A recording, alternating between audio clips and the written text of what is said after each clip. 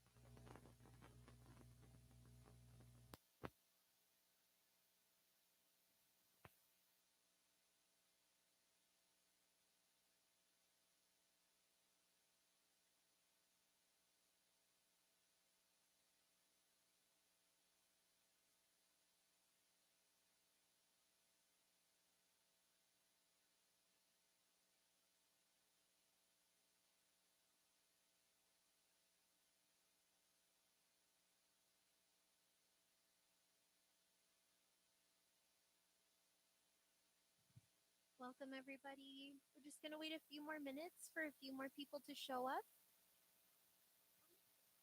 Testing? Yeah. Hello? Oh, okay. I'll speak a little louder.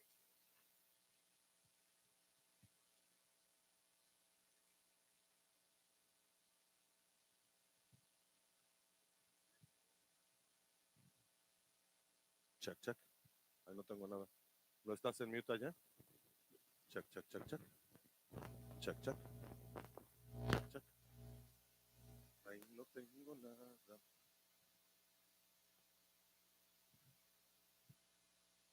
Check, check, check, check. Ese sí está. Pero usted no está saliendo nada. Sí, buenos días. Y ya están muy bajitos también. Sí, bueno, bueno, bueno. Hola, hola, Sí. hola, hola, hola. Bueno. Sí, bueno. Sí, bueno. Hola, hola. Sí, bueno. Sí, bueno. Sí. Hola, hola. Sí, bueno. Bueno.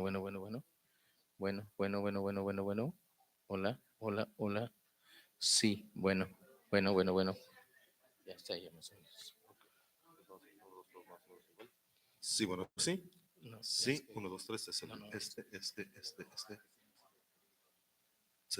Para allá. Sí, Ok. bueno.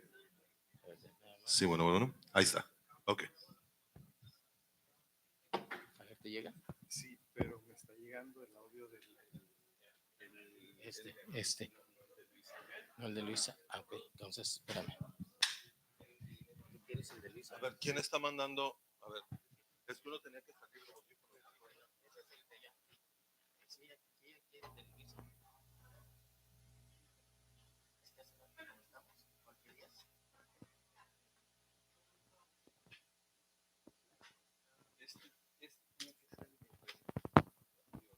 Tiene que ser, estamos mandando el audio original.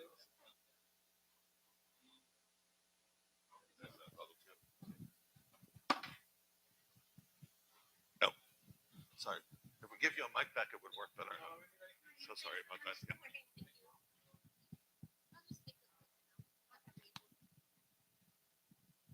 Test.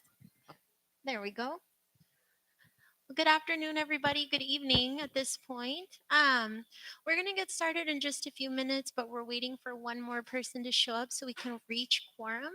So if you just want to sit back, relax, grab something to eat or drink, and we'll get started shortly.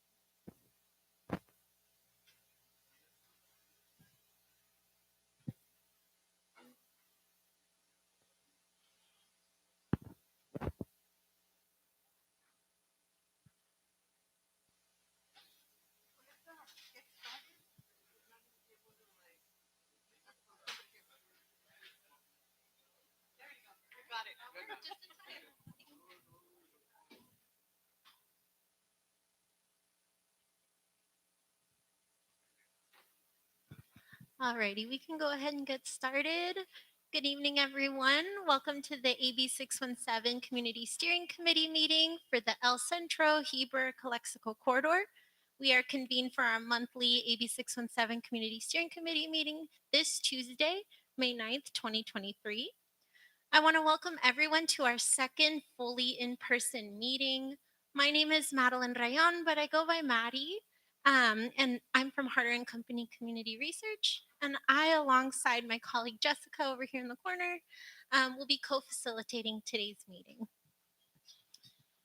We also have the APCD and CCV staff with us today who will be supporting some tech roles and ensure that we have a smooth meeting. We continue to recognize that for many of us, this is our first time in a fully in-person space. And we look forward to supporting you and just everybody as we adjust to this new meeting format. So before we continue with the rest of our meeting, I would like to share some guidelines for today.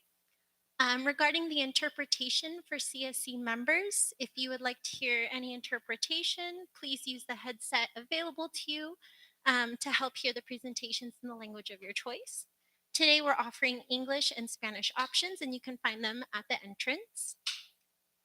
Si desea hacer uso de la interpretación, por favor utilice los audífonos que están disponibles en la mesa cerca de la entrada with Edgar. Miguel, my bad.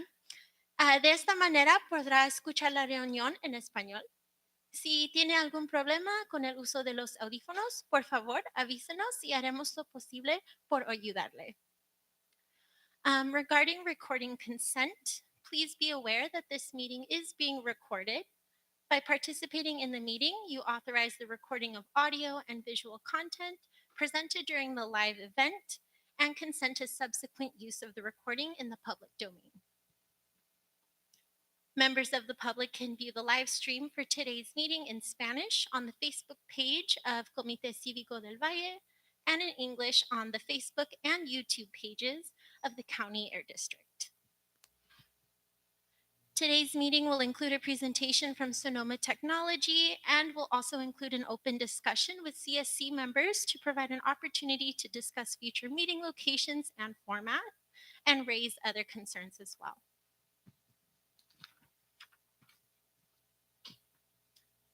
So regarding some of the materials that you have, CSC members received an electronic copy of the agenda packet last week. We also have printed copies of the agenda on the check-in table for those who are in person. For members joining us on Facebook Live or on YouTube, you can visit the AB 617 website for this community for the agenda. So now we'll transition to the CSC procedures for public comment. The process for public comment has been updated to meet the needs of our in-person meetings. To make public comment more accessible, we provide multiple ways to provide comments during our meeting tonight. We have comment cards available for use for comments throughout the meeting. You can grab comment cards at the table near the entrance. CSC members may submit comments in the comment cards throughout the meeting. Members of the public may submit their public comments at any point during the meeting. And CSC members who are with us in person, please feel free to submit your comment cards to myself or Jessica, or we'll come around and collect them as well. Following that, these comments will be read during the public comment agenda items. And so for our members who are joining on Facebook, we will be reading comments into the record for this meeting only, and follow-up to those questions will be addressed by the Air District after today's meeting. Starting in June 2023, we will no longer be reading comments from Facebook, and the comments will be disabled. This is to accommodate a new process now that we're no longer virtual and participation from the public is required to be in person.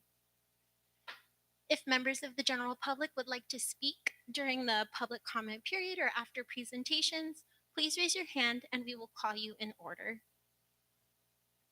During public comment, to give sufficient time for the public to make a comment, we want to encourage you to keep your comment to 2 minutes. If we have more public members than the time we've allotted for public comment, we will use the allotted time and finish the public comment item at the end of our meeting tonight. If you would like to make additional comments, please feel free to submit comments in the comment cards to be entered into the record. And so some other housekeeping items now that we're here in person, please note that we have a restroom that's just here to your side. You're welcome to use this at any time during the meeting. If you haven't grabbed some already, we have some food off here to the side. Also feel free to grab it at your leisure. And if you have not signed in, please remember to do so before leaving today's meeting. Lastly, we want to encourage everyone to take breaks as needed. Please feel free to stand up, to stretch as you need throughout the meeting. And we've also built in a 10-minute break to help facilitate this as well.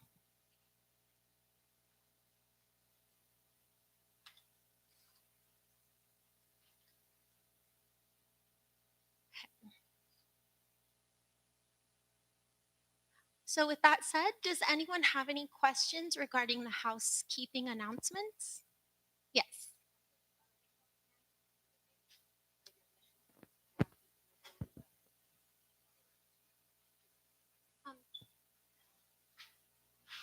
Um, yes. Thank you so much. Would you mind? Sorry. Yeah, there's two forms. There's one where you just initial, that enough to sign in, or do you have to? And that's fine, you don't have to fill in. Thank you for your question. Are there any other questions?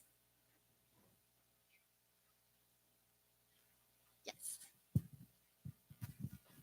When's the last day for online option again? So I think we have June 23rd. And is there a reason we're just going in presencial 100%? Is there an option to allow an online option for people who can't make it to the meetings?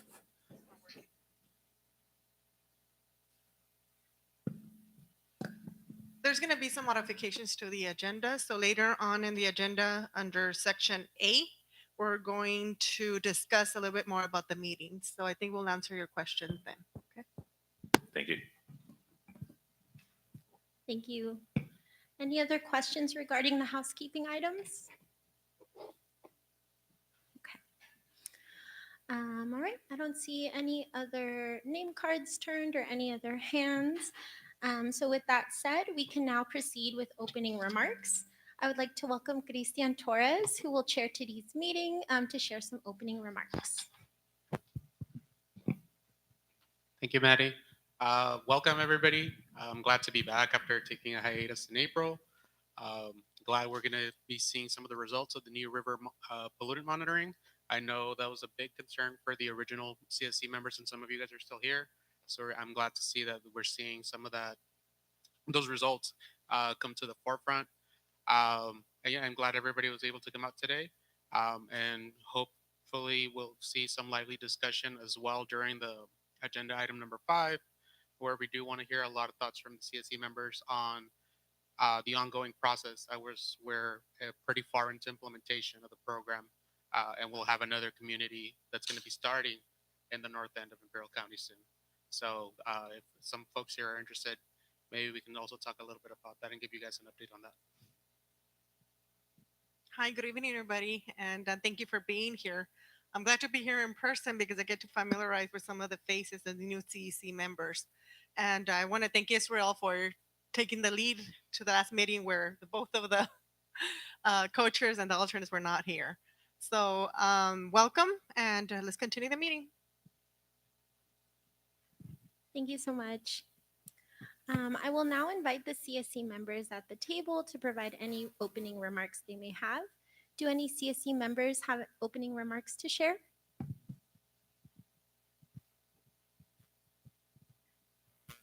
Oh, well, as I can see the room almost empty, not public as we used to have once. I don't know what is lacking for us to be doing on the, newscasting or TV or anything. I don't know. Have we done anything new? I'm hoping that something changes pretty soon. I'm kind of worried that we're going to start slowly diminishing, and I'm concerned. That's all I wanted to make my comment. Thank you. Thank you, Mary, for your comment. Are there any other questions or comments before we move to the public comment period? Okay. At this time, I would like to open up our public comment period, invite members of the public that are in attendance to make any comments. Community engagement is essential to ensure this program is shaped with the community's perspectives in mind. If you would like to make a comment, please raise your hand so we can hand you the mic.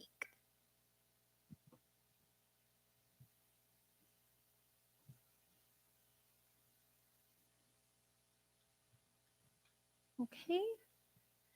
All right, and so I didn't see any hands raised, so we will start with the public comments from those in attendance. Well, we did start with those in person, but now we can move on to those who are online on Facebook Live and YouTube. Are there any public comments available on those platforms?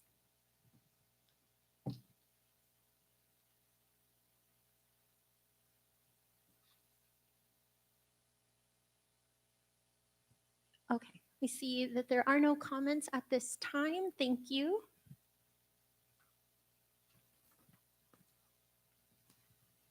Okay, on to our next item, which is the approval of the minutes. In your agenda packet for this meeting, you received the minutes for the CSC meeting that took place last April, April 12th, 2023. We will begin by having CSC members vote for the approval of the meeting minutes from the meeting on April 12th. At this point, the chair is looking for a motion to approve the minutes, and if moved, is there a second?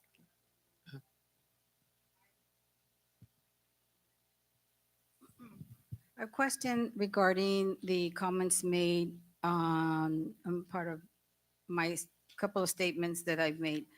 There don't seem to be anything I really actually said, which is concerning to me. One is the graphics of the showing, the percentages. That was, I specifically said that twice I've had addressed this before, meaning I wanted the item numbers or the percentages in a larger number, nothing to do with the graphics, just the actual numbers or numeric numbers of the percentage so they'd be clear enough so that we could actually see them. And then the second one was that I don't remember saying add air events to the charts. Must have said something else. I want that cleared or corrected, please. Because I don't remember saying those things. Like, I have to go back and maybe re-listen to the recording audio, and so we can make those corrections. Other than that, I don't know anybody else in the community has any other concerns. Mary, I can see that's during the presentation for the CAM update. If you'd like to clarify your statements as well, but I think the best option is going to be to go back to the record since the meetings are recorded to look at those comments specifically and amend them. Is that what you're saying?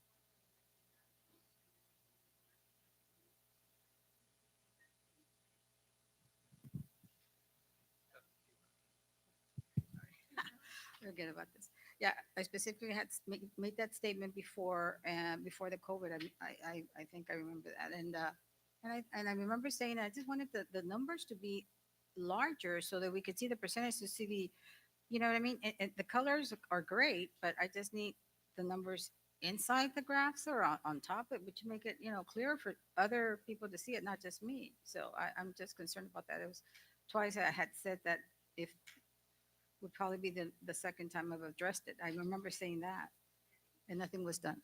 This is one of the comments that you're referring to? Uh-huh. And then another one. Yeah, the other one that mentioned that they should also add air events to these charts. I don't even know what that means. I don't remember saying that, but at this point I don't remember what I said. Maybe I have to listen to my comments, but I don't remember saying that. Perhaps you meant air events, meaning what are the hotspots for each monitoring system? I mean, is that? It was not air events. Okay. We'll look back at the recording and see what you mentioned and we'll correct that. Yeah, I would like to make a recommendation that we review the comments made by the members on the last meeting before, and maybe bring the motion on the June meeting. I remember being more active than what's in here, my name on the last meeting. I also see some people, alternates that spoke about it, and their names are not in here either on the last meeting. So that is my motion for the minutes on today's meeting.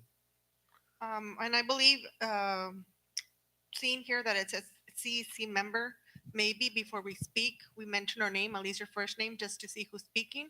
And that way we don't recognize the voice in the recording, we don't put CEC member on there. Thank you. So I think, Sergio, you made a recommendation, or is it a motion to table the review and approval of the minutes for the April meeting? Is that correct? So a motion by Sergio. I hear a second by CSC member Raul Ureña. Oh, okay. I wasn't going to say anything, but I'm glad you brought it up, Mary, because I did take a brief look at the statements that I had made. I wasn't going to bring it up because minutes are just, public records. But who is in charge of making the minutes?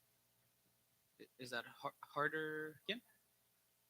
On translation, okay. Yeah, we just have to be a little bit more precise because on my side, I mean, I don't want the responsibility of having to go back every time that there is a mistake, right? We need a good clerk, and we need to make sure that the clerk is capturing the minutes. I see here that they put that I described a route as having the worst service, which is inaccurate. I said that it transported the least amount of people, which is a whole different thing from servicing. It can be misinterpreted. Y también they listed Calexico average capacity, Brawley average capacity, but they did not list the El Centro average capacity in my statements or from ICTC prior to. So yeah, I think there's an underlying issue where we maybe need a better system where to prevent these kinds of errors, because I'm not going to look at these every single time, much less go back to the meetings.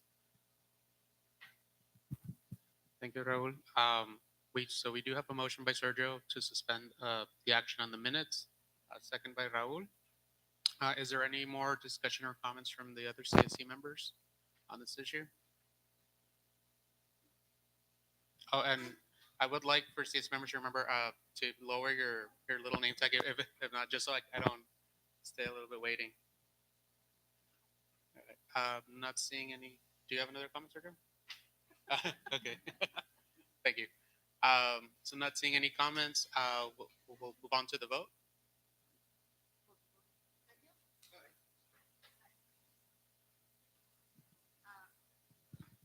Michael? Thank you. Mary? Thank you. John? Paulo? Jose? Ricardo? And Raul? Virginia? Abstain. Okay. Thank you. All right. The motion carries. All right. So the meeting minutes will be suspended while they are reviewed and amended for the June meeting. Great, thank you so much, and thank you to our CSC members for that helpful feedback. With that said, we will now proceed to our next agenda item, which is the New River Pollutant Monitoring Project. As many of Imperial County residents are aware, the New River is considered one of the most polluted rivers in the United States. The New River originates in Mexicali and flows through the city of Calexico. In late 2020 and early 2021, the Air District had a request for proposal for the New River Pollution Monitoring. The CSC then voted to partner with Sonoma for the project. Today, Sonoma Technology is here to provide a one-year summary. Committee and public members will have a chance to ask questions of all presenters this evening. Note that we will have time for Q&A at the end of the presentation. A warm welcome to Sonoma Technology. The floor is yours. Okay, I'll stand up here so in case I need to point at things and you guys can see my face while I speak. Can you just give us a minute? Bill wants to give a little bit of background from how we got to this point. Yeah, sure. No, just for your new CEC members, I'm not sure if we had mentioned it before, but this actual project was selected by our previous CEC members that we monitor the New River. So we look for a location. We do have a monitor out there where Sonoma Technologies helped us with the data that they're going to provide us today. And it was a 12-month summary, and she's going to conclude it today. So I just wanted to mention that this is one of the, I think it was $498,000 that we apported to this project out of the CEC members. Yeah, sounds good. Thank you. So good evening, everyone. My name is Josette Marrero. I'm with Sonoma Technology. As everyone said, I'll give a summary of kind of the measurements that we collected for the one-year study. Here, I'll show can you go to the next slide? Like I can control it from here. I'll follow this outline. I think I have about 15, 20 minutes. I'll try not to speak too fast, but by all means, ask questions. I'm going to try to leave shortly after my part is done. So please, ask questions now. And if not, I'll make sure that I leave my contact information as well in case there are any other follow-up questions that you guys may have.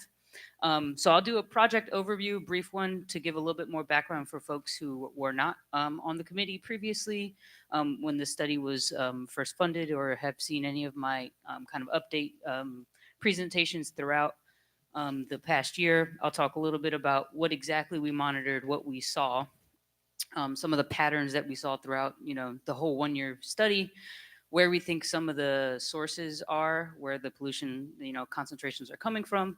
Talk a little bit about everything in context of health thresholds and what the impact may be. And like we said, kind of do any questions and answers from there. So if we go to the next slide. Okay, so just a reminder or introduction for those who are less familiar. You can see on the image here where our monitoring site was chosen in the city of Calexico. So we chose, it's shown here in the little red pin. We picked a monitoring site that was in very close proximity to the New River because we wanted to be able to see what, if any, impact the New River was having on the local air quality. We were conveniently located as well to kind of the main entry point of the New River from Mexicali into Calexico. So that was kind of another area that we could look at, and we're near some other sources as well in terms of vehicle traffic and industry that's on the Mexicali side. Question? Yeah, just a comment.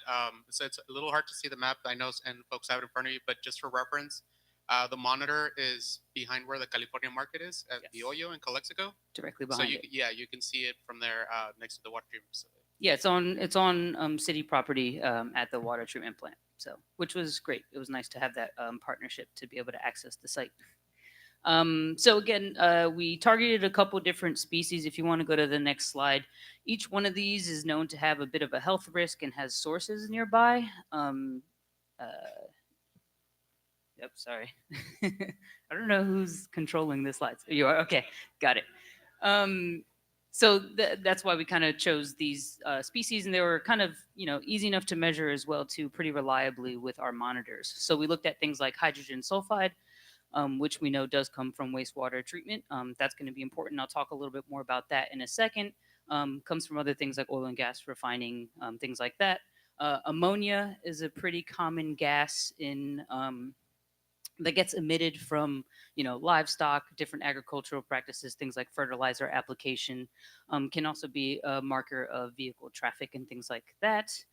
Our first class of VOCs here is benzene, toluene, and xylene. So each one of these 3 species on the top were measured continuously. We got a measurement of those data points or those 5 species every 5 or 10 minutes, depending on the analyzer.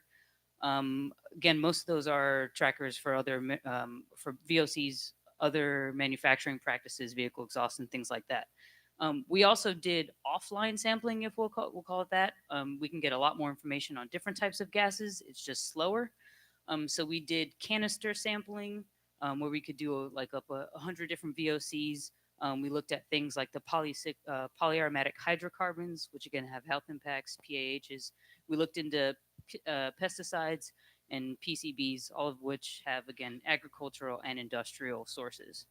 So if you go to the next slide, I just wanted to show, a little bit more about, I'll call this kind of data completeness, if you will. So just overall, first summary, how successful were we at actually collecting measurements over that 12-month study? And I guess I'll just point out for the committee, Belen, you talked about, originally being selected. We were originally selected only for 6 months of studying, but actually got the approval from the committee to do another 6 months. So that's great. They gave us the whole year so we can make these comparisons and trying to look at kind of somewhat longer term trends.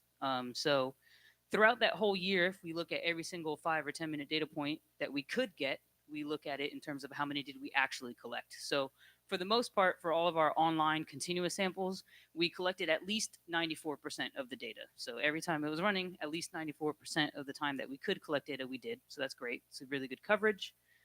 You can see that there. For our offline samples, they're either canisters or cartridges. We collected them on different cycles. So the canisters were every 4 days, where you open up the can and it slowly fills up over 24 hours. And then we also did these puff cartridges, they're called. It's like a foam, and that just runs on a pump, and a lot of air passes through it, and it basically collects all the things that are in their air on the foam, and you can send both of those back to the separate laboratory for analysis. Of those, we have different quantities that we were able to capture. So we did 79 canisters and 61 of the puff samples, and that equals about 80 to 90% of all the days that we wanted to capture. There were some issues when the pumps broke down and things like that that prevented us from getting 100% data completeness there. And I will just note that there was like a big old storm in October that like kind of waterlogged our power to the site. We lost power for a few days. So that's kind of one of the biggest things that prevented us from having even higher data completeness. So just so that we know. Next slide. Okay. Again, just kind of a summary on of the data before I talk into some more of the trends. So for the most part, you can see here, I'm showing the detection limits of our continuous monitors, those that collect every 5 or 10 minutes. You could see, we picked analyzers that were able to get to pretty low concentrations. So again, helpful for doing those health comparisons. You see in the middle column, there's the average concentration. So if we take everything we collected over 12 months, what did we see? For things like the benzene, toluene, and xylene, we saw really low average concentrations, and they were actually like either below the detection limit of the analyzer or just about it. So that means there really wasn't enough of that being emitted for us to even detect. So overall, that's a good thing. That means that, that site is not seeing a lot of those VOCs. The same is not true for H2S and ammonia, and I'll focus a lot of my talk on those things. We saw a much wider range of concentrations there, some of which actually kind of hit some of the health thresholds. So I'll come back to that shortly. So Marco, next slide. Shows the wind conditions. So just to start to go into some of the actual data that we've seen. So these are what we call wind roses. So the paddles point into the direction that the wind is coming from. So if you see something in this direction, that means it's coming from the southeast, hitting our monitoring site. So for the most part, winds at our monitoring site are kind of from the west or from the northwest, but we knew that. That's partly why we picked that monitoring site, so that we would be downwind from the new river. We're on the right side of the river to see if we're getting anything off of that. So most of the time, most seasons, the winds were coming from that direction. In the summertime, you see a bit of a shift, and winds kind of come more from the southeast. So just kind of laying the background for the wind conditions. Overall, we didn't catch too many really high winds. Less than a quarter of the time, we saw winds that were over 10 miles per hour. About a third of the time, they're really low, less than 4 miles per hour. And the rest of the time is kind of just somewhere in between. So that gives some context there. Next slide. Okay, so that was a lot of the background information. I'll try to walk you through some of these plots that we generated here. So the first thing I'm showing here is kind of just the overall concentration patterns for H2S throughout the whole year. So the top graph we see just by the day of the week, and the graph on the lower left is showing all of those things just put together. So we can see what we call the diurnal pattern, what happens in a day-to-day context. And you can see for H2S concentrations at our monitoring site, they peaked really high into the late evening, beginning of the overnight hours. We would see pretty high concentrations, well above that 30 ppb mark. And again, that's relevant because that's actually one of the health thresholds for like acute exposure. So I'll talk a little bit more about that later. But you could see that we saw the same pattern every time of like really high overnight, really low in the daytime. If you look at kind of over the whole year for each month, as you can see in the middle panel on the bottom, you can see that the H2S concentrations were really highest in the wintertime, specifically January, and they kind of peter out throughout the summer. I will say the overnight trend and the kind of winter trend are not so dissimilar. If you think about pollution and what we call the boundary layer, a lot of times if you have a lot of pollution close to the surface, when it's colder, it gets kind of trapped to the surface. And so what happens is that kind of allows for accumulation, and you can see higher concentrations when it's a bit colder outside. Whereas in the daytime, things mix up and outward. In the summertime, it's more consistently hotter, so you get kind of more spreading of that pollution, if that kind of makes sense. So I don't think this is necessarily atypical, but it's really interesting to see the pattern for the time of year and the time of day. So if we go to the next slide, we're basically looking at the same thing for ammonia. And it's a bit of a similar pattern, although shifted a little bit. H2S was more kind of in the late evening hours. It was really elevated.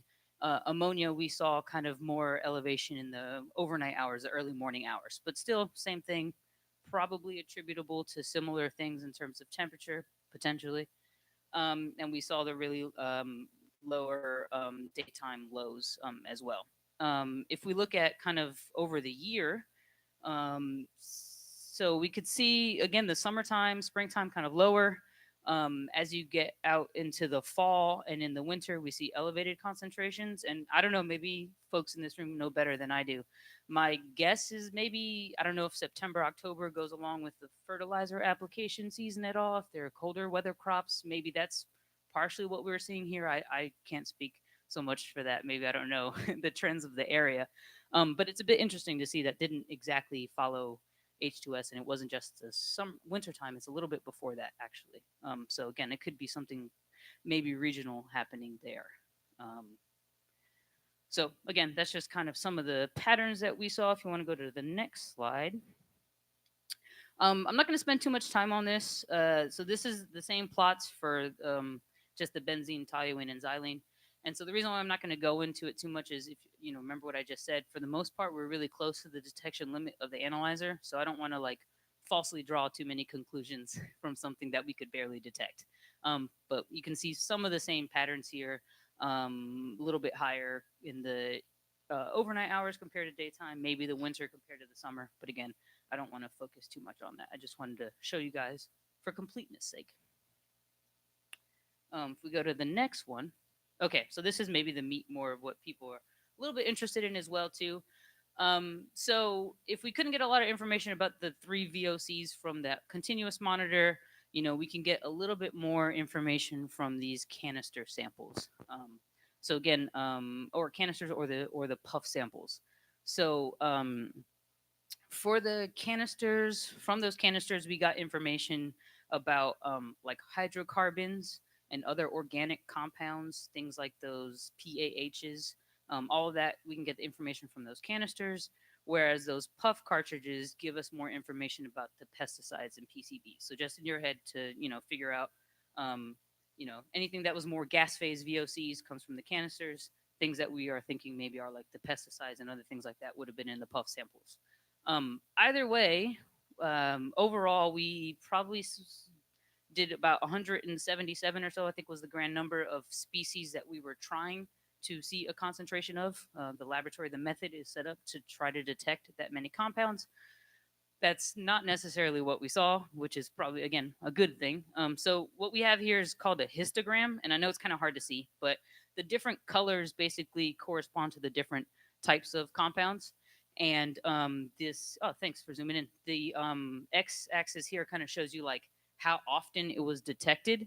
So pink and blue are these kind of organic compounds. So you could see we saw some of them throughout.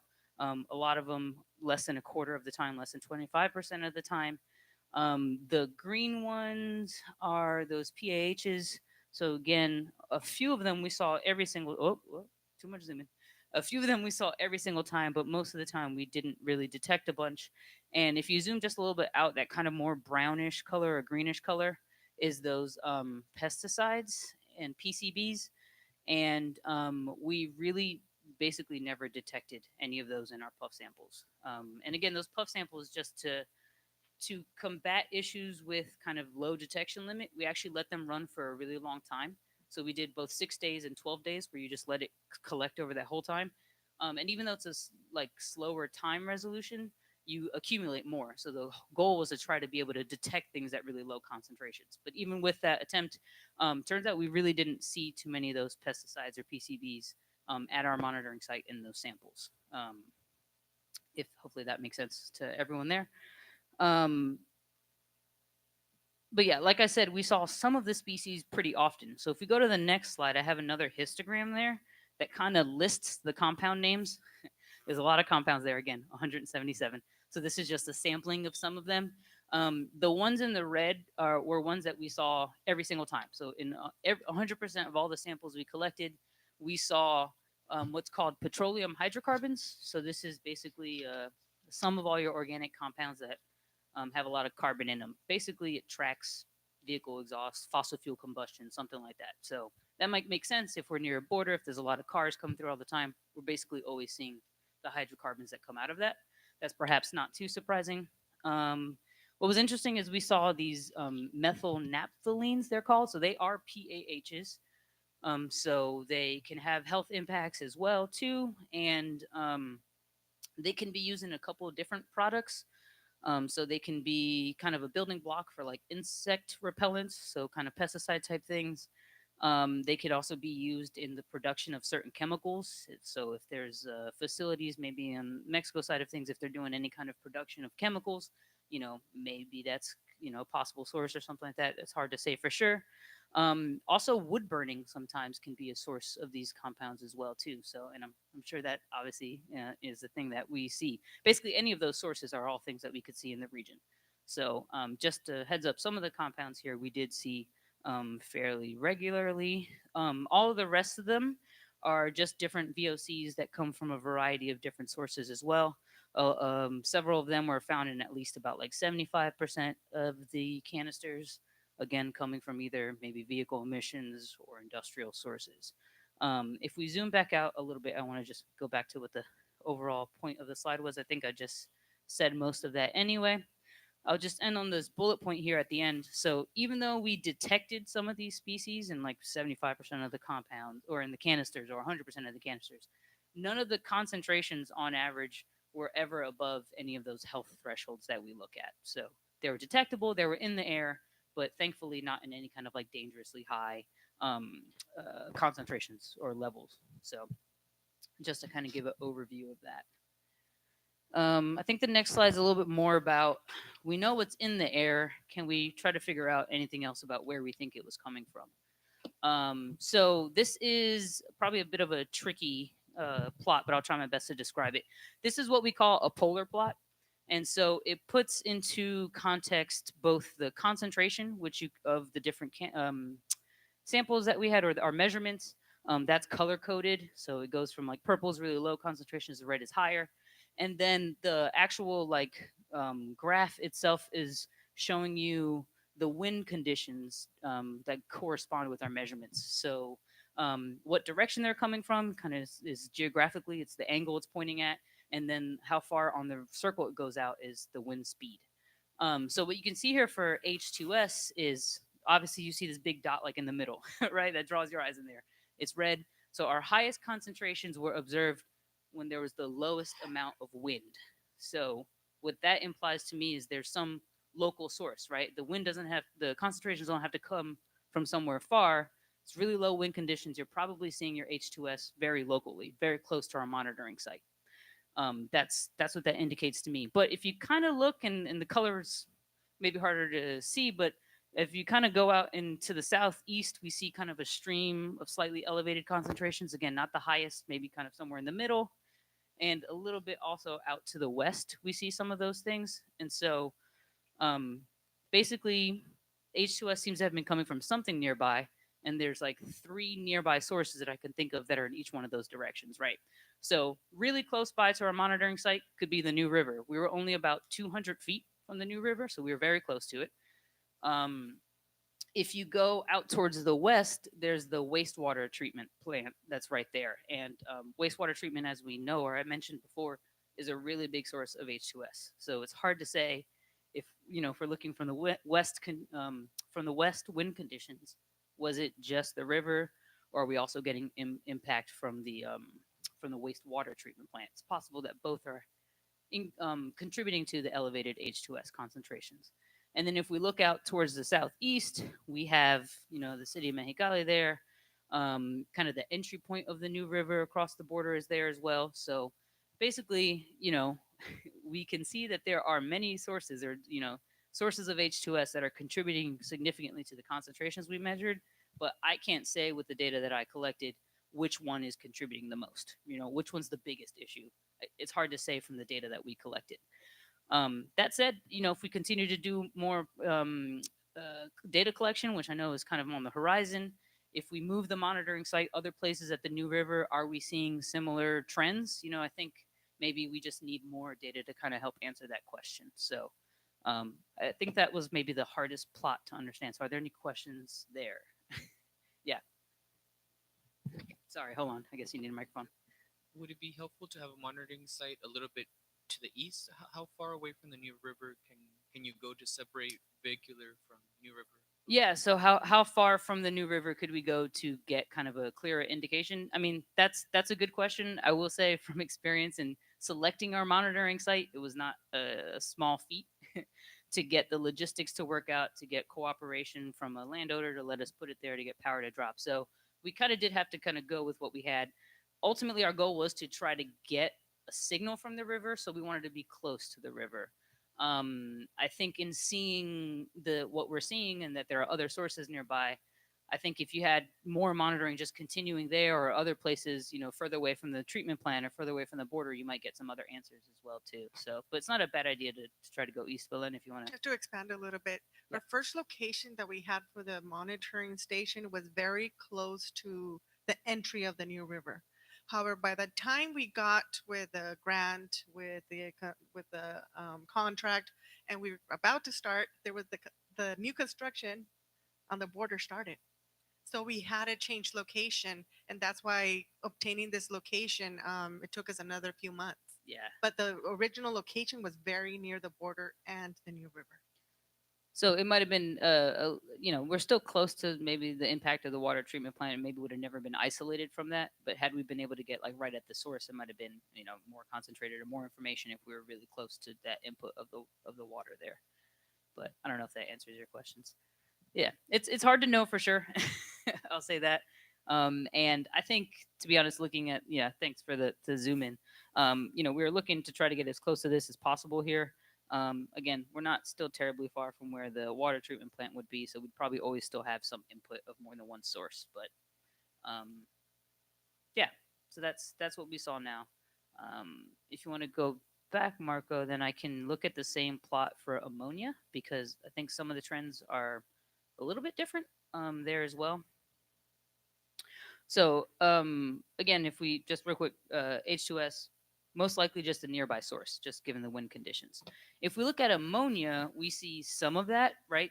If you look at the polar plot, still the same thing. You're seeing like a bigger concentration kind of close by, but you see a lot more higher concentrations kind of out when the winds were from the southeast and kind of high. So to me, that means some other source of ammonia that isn't right nearby is also contributing, and it was impacting the site as well, right? Because it's kind of being transported from a little further away, potentially. So higher winds, it could be coming from a little bit further away to hit the monitoring site, if you will.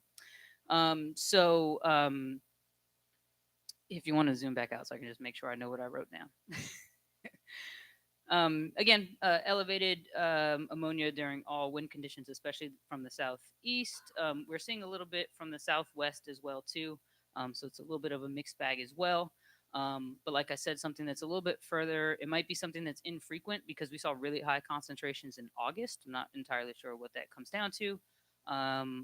Maybe it was just a one-time thing and we happened to kind of get, a lot of whatever that signal was. It's maybe harder to say that for sure. But what that says to me is, we're getting, some regional sources of ammonia hitting our monitoring spot. And again, we just mentioned all the sources that were nearby. Could be things like, agriculture, it could be things, fertilizer use or production. It could be manufacture that's happening somewhere nearby in the kind of industrial area. So it's a little bit more complex on that one. But interesting to point out because I think there's a little bit different behavior or different potential sources from those two gases. Okay, if we go to the next slide, I apologize. I'm probably running out of time here. But I just wanted to kind of circle back on some of the health impacts that I was talking about. Specifically for H2S, I really wanted to highlight this one because we took all of the concentrations or all the measurements that we had and we kind of averaged them per hour. And we looked at the hourly concentrations and compared them to what's called the acute reference exposure level, or REL. And that's a number that comes from the state of California Office of Environmental Health Hazard Assessment, or OEHA as they call it. And so they set these values that says, at or below this concentration, we don't predict that there are any health impacts. Above that concentration, there might be. And they do it for different time scales. So you can look at something like acute is just a 1 hour. If you're exposed to that concentration or above that concentration for 1 hour, there may be some health impacts. Or you can look at it like chronic, what they call. It's kind of like over a lifetime of that exposure. And as you can imagine, the chronic threshold is a little bit lower than the acute threshold. So that said, if we look at the plot, so this is our H2S hourly concentrations the entire time we did our study. You can see this is when we had a power outage. This is when we switched some personnel. So we had a little bit of a gap in the data. But if you look, everything that's green is below that health threshold for the 1 hour concentration. Everything that's red is above it. So you can see we passed that acute 1 hour threshold like pretty often, actually. Most of the time that was happening kind of in the later evening hours, early morning hours, like I pointed out on those diurnal plots. But it was something that definitely happened pretty frequently. If you just look at the magnitude of kind of the hourly concentrations, we saw some higher values a little bit January, things like that. But it kind of happened consistently throughout the year. It happened pretty often. And if we compare, so if you scroll down to the bottom, sorry, Marco, I think our average concentration was about 15 parts per billion. So if you take all of the data we collected over the year, the average H2S concentration we saw was 15 parts per billion. So that's below the 30, for the hour, but it's above the chronic REL. So again, this is maybe something, if there are people who live nearby, if this is a trend that happens, pretty consistently, there may be some health impacts there to worry about. I don't know the area as well, so I'm not sure that the nearest homes are that close, but it's maybe something that's interesting worth looking into. It's hard to say for sure if this trend holds true for the entire region. And again, with more studies and more data collection that we're hoping to do, hopefully we can try to answer that question and get a better understanding of what is H2S like kind of throughout the region. So just wanted to highlight that because it's kind of an interesting trend. And again, if the wastewater treatment plant is turning out to have a big impact, then maybe it's only a problem for those who live closest to that facility. And again, from what I remember seeing, I don't think there's a bunch of residential stuff like right in the vicinity of that treatment plant. So just something to think about. The next slide, just showing the summary for all the other compounds. None of the other compounds were below or above that health threshold. So everything else we compared to was below the health threshold. So that's positive. Okay, so the next one, just to summarize, and again, I'll take any questions after this. Overall, over the 12-year study, we collected a good amount of the data. I think we had pretty high data completeness. That's great. We always tend to target something like 90%, so we were able to hit that for all of our online species, so that's great. Collected a variety or detected a variety of compounds. Many VOCs and PAHs were identified. A lot of the PCBs and pesticides were not detected in our air samples. So again, that's a positive coming out of it. You're not seeing that big impact there. We had some exceedances of the REL, especially for H2S. They're constantly above the chronic REL, but didn't see that for the other species. And ideally, we would love to be able to collect. This is what always happens whenever you do a study. You're like, that was cool. I learned something. Now I want more measurements because I want to be able to ask other questions or answer other questions. So we'll see how much we can continue to provide that going forward. And if we had to summarize it, we know that there are definitely pollution impact in the area. Can't say for sure if it's only the New River, although obviously that is one of the major sources nearby as well. So I think that's all I have for right now.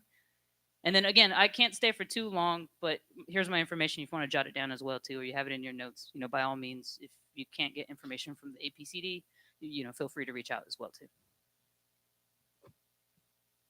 Thank you, Gisette. And I think we already have somebody lining up questions. So Sergio, I see your flag is raised.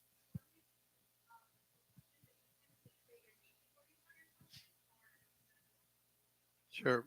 Sergio Cabañas, CEC member. Thank you for the data. It's very valuable. However, it leaves me hanging on we need more data, more definite data in certain items that you detected in there throughout the year. My question to you or my comment is, we'll be better off if we install two different measurement points than just one. We might move to the west or to the south, take some other readings, and 6 months or a year from now, we still have, you know, not questionable data, but not very accurate data. What is your opinion in having two locations that we can measure?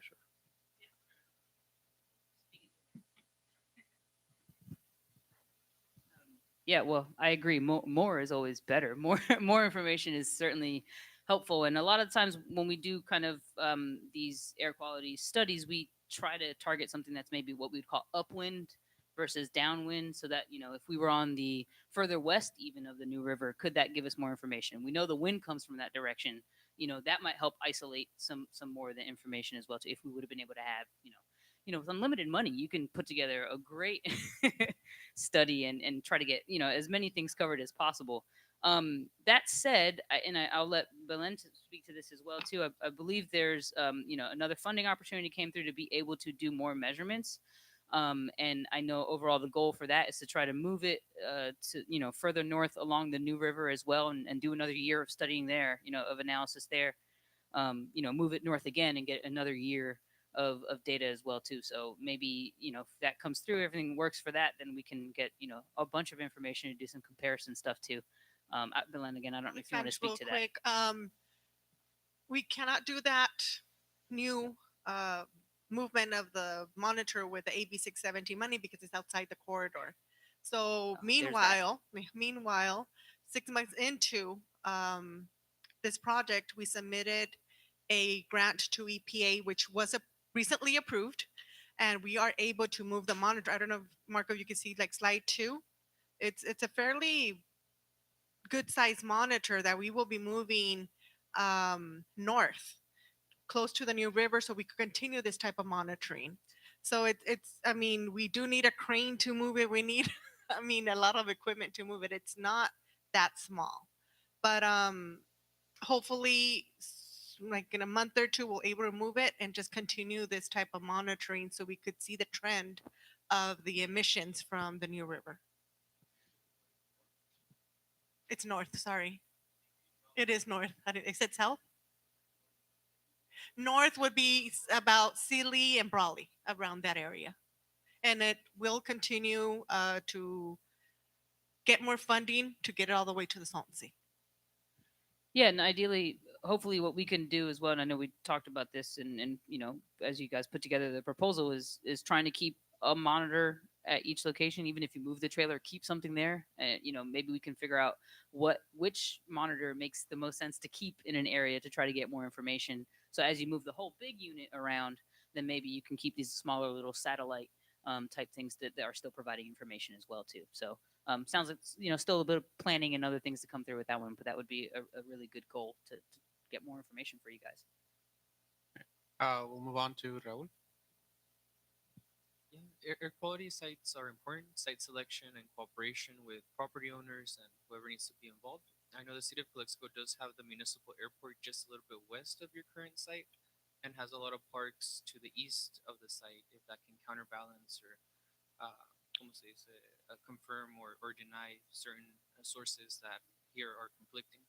I think working with the city and maybe even with the school district could prove useful if we start approaching them for sites even before we get any kind of funding, just so we can have that pre-approval. Yeah, I think that's a great idea, and having that cooperation and having options basically available to where you can do information and trying to pick the best places. Yeah, that's key. And for ever part Sonoma Tech can continue to having it, we will help with the APCD and kind of making sure that goal is achieved, because people want to know, right? You want to know what's in the air that you're breathing, and that's the number one thing. So, yeah, thanks. Paolo. Yes, Paolo Alvarado, CSC member. So kind of just a general comment, the way it highlighted being near the water treatment plant. So maybe it wasn't telling us too much about the New River, and it was telling us more about the water treatment plant. So I think we have a member from Calexico City Council here, Mr. Ureña. So I think that there's some value in maybe seeing a way to monitor the actual treatment plant in Calexico. If that seems to be like it could have been a potential source for what they were finding, maybe it's not a part of this project, but there's still, you know, residents, and there's also a little league field that may not be there for too much longer, but you know, that water treatment plant may be having an impact on the air quality for the people of Calexico. So just wanted to call that out. Michael? Hi, Michael Moore, CSC member. I was curious on any comparison that might have been drawn on water sampling that was taken on the New River. Like, was there anything that was made available to you guys as far as any historical water analysis? No, we didn't have access yeah. to that. And I think, that's a valuable thing to look into, I think, as well, too, because we know the river, right? We know that's a pollution source. That would be really good to have. So I don't know, Belen, I mean, the data set is yours. It's there. I don't know if that's maybe something worth, being able to do further with the data that is. Yeah, so we've been in discussions to see if we do some water testing, but at this time, because of the type of grant it was air quality that we had to stick to. So that's what we did. However, there's also, let me just mention it under the Border 2025, we just finalized an emission inventory for the Mexico side. So that may correlate with what we saw here as well. So we're going to put 1 and 2 together just to see what we find. Yeah, and I think, you know, you're trying to extrapolate some of the data and stuff. I just was curious if anything was given as far as water analysis. That's a great idea with the water information. Yeah. If you get an emissions inventory, you can start to put together more pieces of that puzzle. And again, the data set is there. It exists. It's always going to be there. So it's a great thing to go back to and be able to make those comparisons with even any future measurements that get made, future water testing, things like that. Right. And I'm sure somebody's taken analysis of the river. Yeah, definitely. That's probably a DTSC thing or some other folks, but yeah, Right. I think so. One other thing, was there any type of goal or objective as far as sharing the information with the public in some kind of, release or anything newspaper wise or something? We're going to do a public workshop with this release of this information. So we also have the north end where I think it's going to be necessary for us to distribute this information so they'll know what type of projects we're doing on the south side, and that we will continue these type of projects on the north side as well. So we will maybe receive, putting Josette here in a spot, but maybe a fact sheet where we could continue distributing this information, because you said it really well, but when we duplicate that information, it comes out different. So maybe a fact sheet where we could distribute and for the community to understand with a lot of this acronyms that we do have. Yeah, so it's a good idea. Something we can continue to work together on and get that information out there. People, like I said, people want to know it. We got to get it out to everybody. So that's where we have to rely on APC to help with that, and you guys. Okay, thank you. Ricardo? Thank you, Ricardo Romero, CSC alternate. I also had the question about trying to see if we were going to make the information a little bit more digestible to the public, and if we have the capacity to do direct outreach to these communities affected around the New River. I personally just found out that a childhood friend's mom is had to have her lung removed because of cancer, and she does live on Wozencraft Street, which is one of the streets closest to the New River in Calexico. So I wanna see if we have the capacity for district outreach in the area. Also, since we are moving the monitor from that site, what's the limitations on the Arduino to upgrade for the Ivan monitors, and is there a plan to do upgrades on Ivan monitors to read more contamination pollutants? Yeah, so this is not an Ivan monitor. This is a technology that was employed by Sonoma. As to the outreach question, Ricardo, we, as partners of the Air District, would be happy to assist in doing this type of outreach. We do have an AB 617 monitoring host that actually is on Wozencraft Street. And I remember doing that installation because I think it was the first 617 community monitor outside of the Air District, where we got on that rooftop and we could see the New River, like, because it was in his backyard. So I understand completely like the stories, and myself, having grown up in Calexico, I understand where a lot of that information is sometimes not readily available.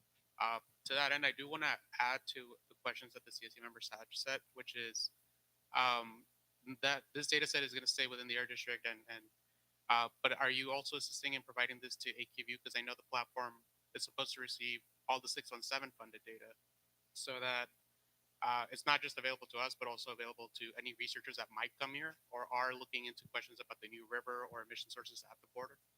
So I can't answer that question. Maybe Valen knows a little bit more. We provided it to the district. From there, the district can probably distribute. I don't know. Yeah, it's AB 617 information now. So we could upload it or actually talk to AQView staff and see how they could upload this data there as well.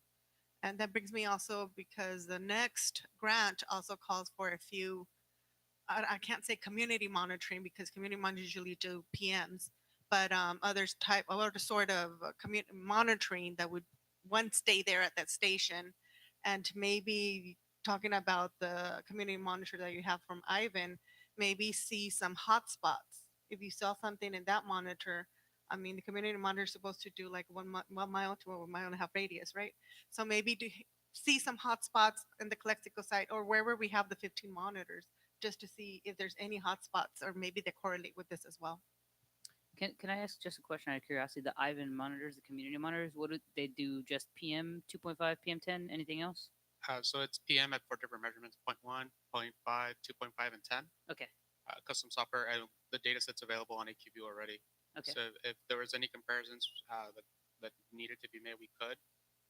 Like Glenn said, the hotspots I think would be maybe an idea we can discuss further about comparing, because we do also have a monitor at the airport that's pretty close to the monitoring site where the Yeah, it's the wonderful that- limitation a lot of times is the small sensors are great, they exist, but they don't do as much, right? And you want to find a continuous monitor maybe that can run pretty low impact, but isn't super expensive. So trying to find that balance, and maybe there are I want to look up to see if there are other monitors that can give more information other than just PM, because I think it's clearly some of the VOCs and other things like that too that are there. So yeah, it's something to look into.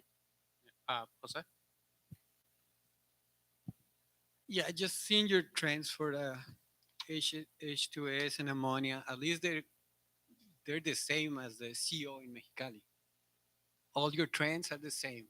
So I think, and that is because atmospheric stability. So we got that idea. All contaminants compare that way with atmospheric stability. And also, I don't know, the ARB site in Calexico, you can probably look at the data from them and try to compare with all this. Sorry, Jose Landeros, yes. Good idea. Bettina, did you still have a question? I saw you raised your flag.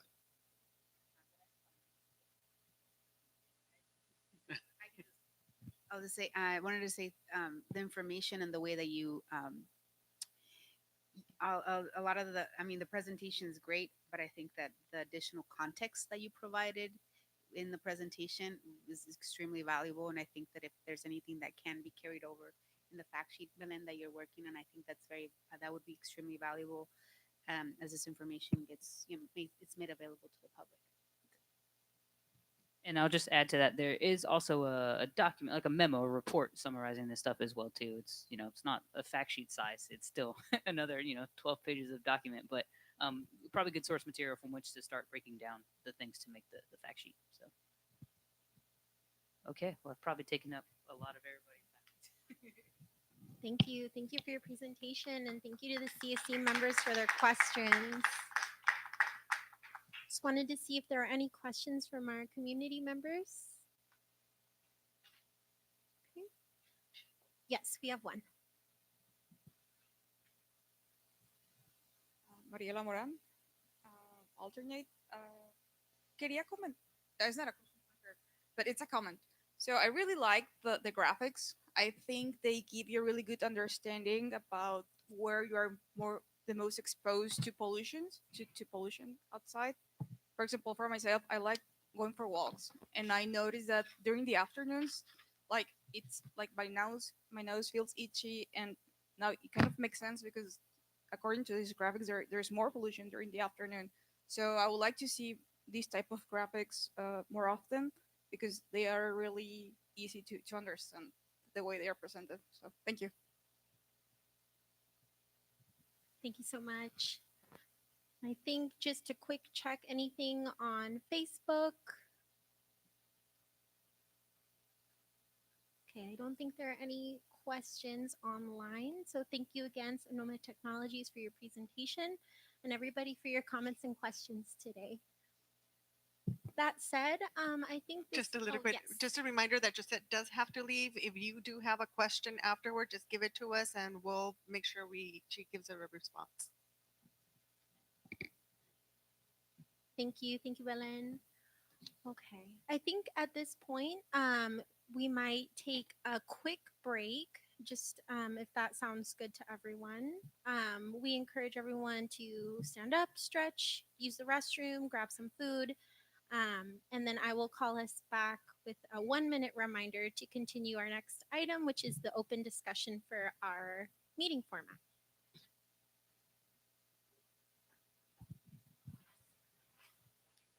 And just a reminder, the break will be 5 minutes.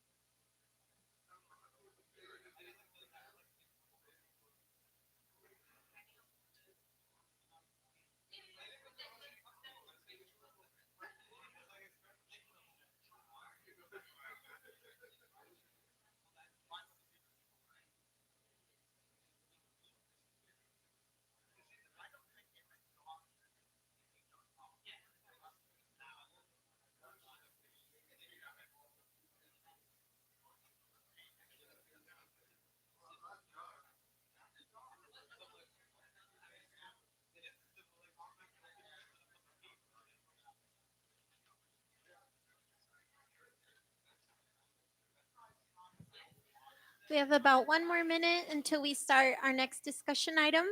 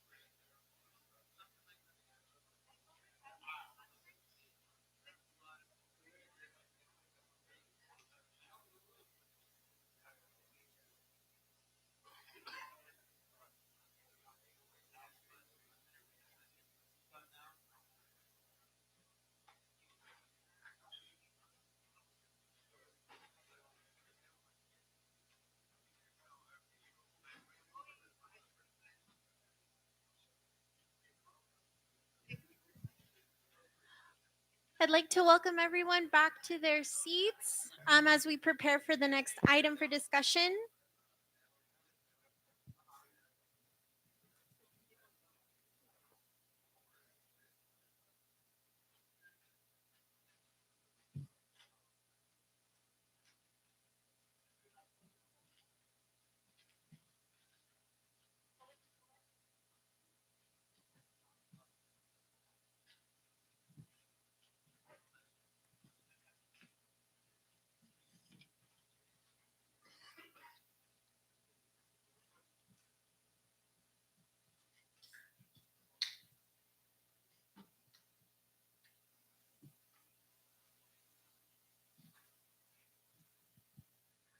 Okay, I think we have everybody just about back.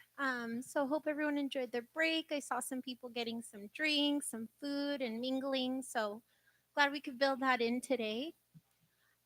So with that said, I'm happy to move us on to our next agenda item. This item is an open discussion space to share thoughts on future meeting topics, logistics, formatting, and the like. So with that said, I'm happy, Belen, if you wanted to provide any context on our open discussion today, happy to. Yeah, actually, this item was discussed in the last meeting, which I'm gonna take. Israel's gonna take over. Do a recap of the information that was provided, what was discussed, and maybe it's a train for thought for the next meeting. Okay, good afternoon. Israel Hernandez with the APCD. Last meeting, what I said here, the concern comment, it's too quick, Sergio. I did like towards the end that we did provide, or we did have that time so that we could have a question and answer or concerns from the committee. And that's the whole purpose of this time, so that, there is that time so that community members can share, experiences. We heard concerns as far as the minutes, any concerns that kind of come up that the members have. As APCD, we also have a couple of concerns, and I guess I'll start. The first thing is that each one of you has one of these binders. What these binders are actually, they do have there's a few items in there that are of very good help.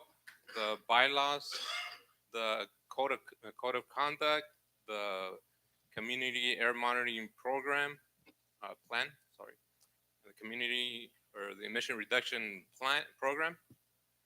So what I would like to say is that these binders, you could actually, that way you could take them home and you could write on them notes.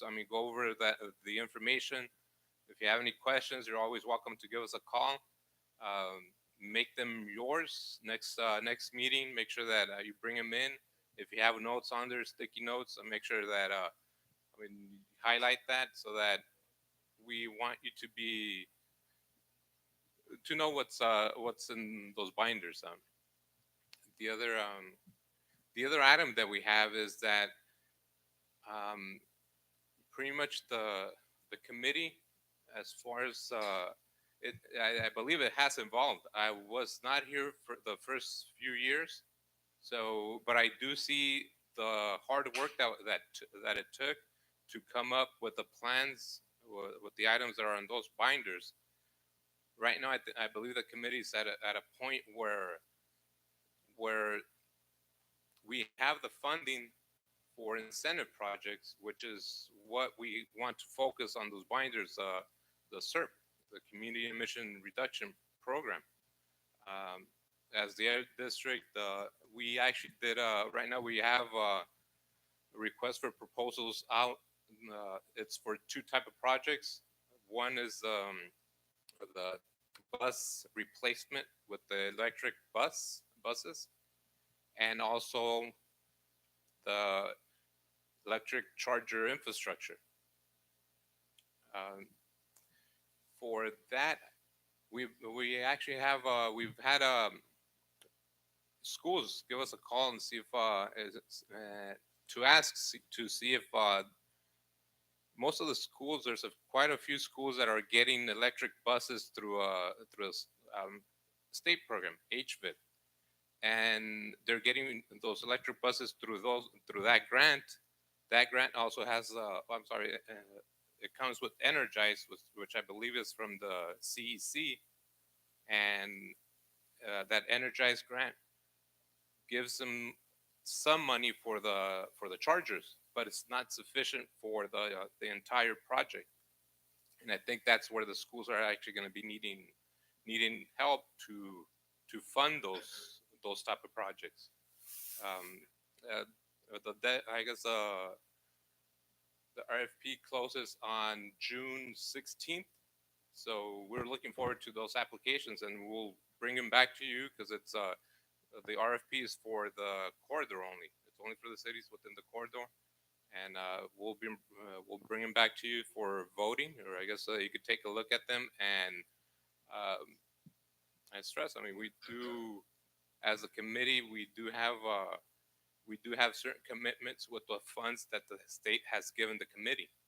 One of those commitments is for June of 2024. There's an amount that has to be spent by that time, allocated. Well, no, it has to be spent.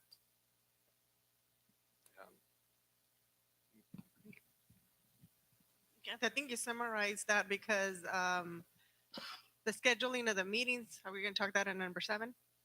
Or do you want to discuss a little bit now because it was a discussion from the last meeting? No, it's actually, that's the third point that we have as an APCD. As far as the scheduling for the meeting,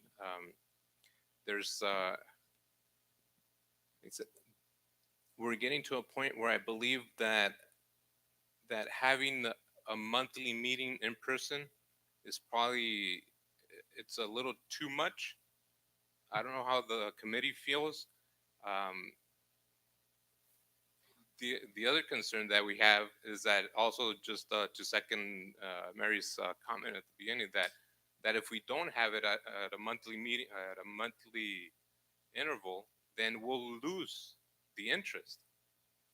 But we're probably thinking that maybe we could have like a in-person meeting maybe every other month, or alternate, have a Zoom meeting a month where we would only come back and actually give updates on the programs that we have, that updates on how the SERP is going. There's certain activities that were identified under the SERP that we've been working on, and those meetings would or those updates would be done through Zoom. Just to expand a little bit on that, it was mentioned earlier that the AB 617 Imperial County received a North End, meaning we received funding for Westmoreland, Brawley, and Calapat. So we are also having to do logistics, we're having to do meetings and that side to bring up to speed to what we have now for the South End. So we are also requesting, and because it was discussed, to see if maybe we could have a meeting, have a in-person meeting, then not have a meeting, then a Zoom meeting that allows us the last time to also have meetings in Calapat. But again, let's brainstorm that information and see if it's gonna work on the south end as well. Just to add that one important item about this AB 617 program is that it does put the power on the community. It's a community based through the CSC. That's where we want to hear your opinions and your concerns and your comments. That's why this time was set aside, so that you would be able to, so that we would listen to you, listen to you. Thank you both, Israel and Belen. I think Ricardo had a question that aligned well with just kind of some of the formats. I don't know if this would be the space, Ricardo, if you wanted to ask that question or bring back. Sergio, you want to take it first, or please? I'm sorry, Ricardo. So, Sergio Cabaña, CEC member. First of all, to the APCD staff, Israel, thank you for putting this binder together. Okay, I think so. There's a lot of valuable information, especially in the bylaws for the new members.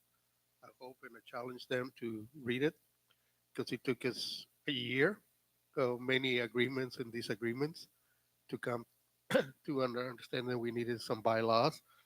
John was here, Mary was here, Mike was here, I was here. So I think it's very important.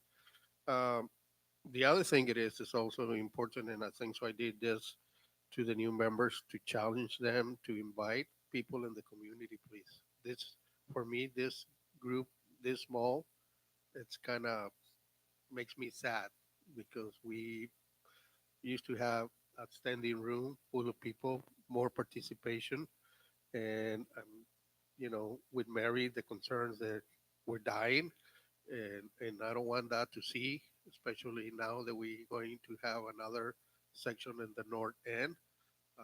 For what I seen in the north end, and you guys, John and Christian, we seen there's going to be a lot of activity in the north end, like it was here at the beginning, but it will be sad that everything, all the attention moves to the north end. The other thing it is to encourage your um, alternates to come to the meeting too, be participating and at least listen to it. And also, I think so, this binder should be shared with them too, so they understand, especially the new ones. I'm going to share mine with my, alternate, because I think so it's important for her to realize where we are today, why we got here, and what we have accomplished. So, anyways, those are my comments. Thank you. Thanks, Sergio. And I know that to Ricardo's question that's pending, I think from the beginning, but Virginia, you also had your flag raised. Okay, we'll go to Ricardo and then we'll go to Virginia. Ricardo, CSC alternate. It wasn't a question. Well, yeah, it was just a question to see if we could keep, or maybe a request to try and keep an online option for anybody that is not able to find transportation here, who's homebound, just to make it more accessible to the community, to have an online option and not just what is called a in-person meeting.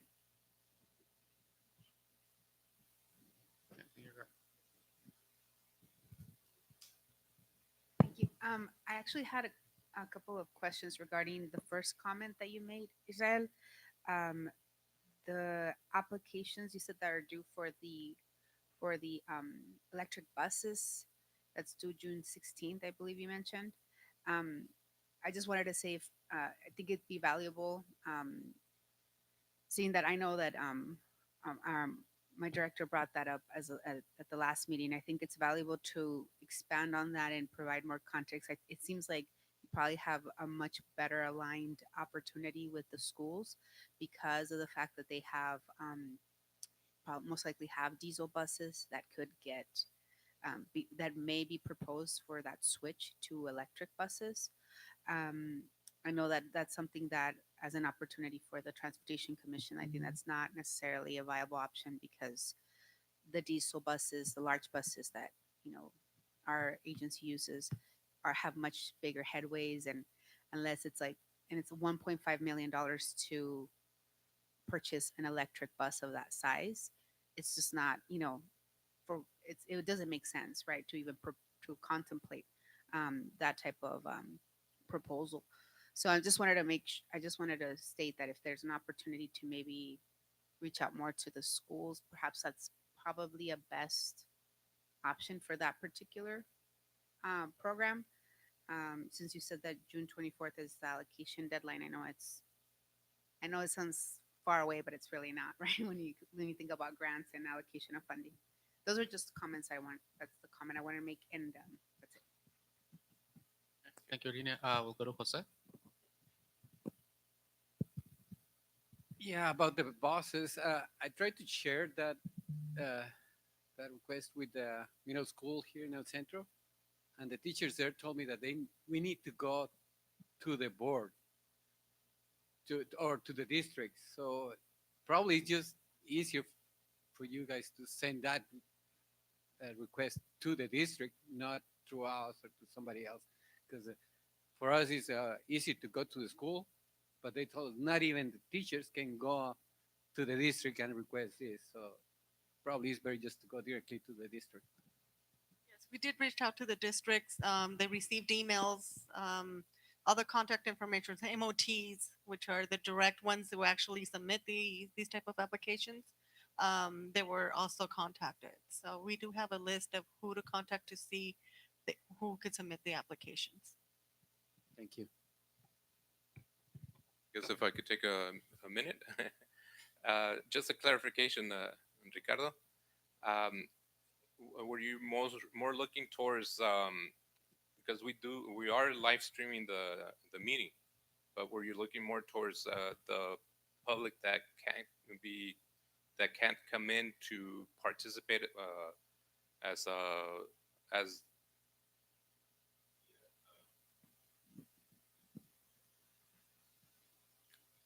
Yeah, just June 23rd is the last session when we'll have Facebook participation, correct?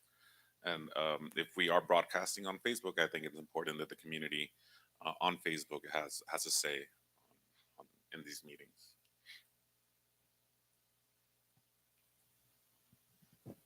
That's one of the reasons we were exploring to have a month with in-person meeting, another month with Zoom, that we would capture the people who were actually attending the meetings. I mean, sometimes we had up to 60, 70 people attending through Zoom. However, you could see the room now in person. It was more accessible. We did have the Zoom meetings. We'll check back to see if we could go full Zoom at times. The reason we stopped that is because there was an ordinance back in February where they stopped. Public meetings were supposed to go back to in-person meetings.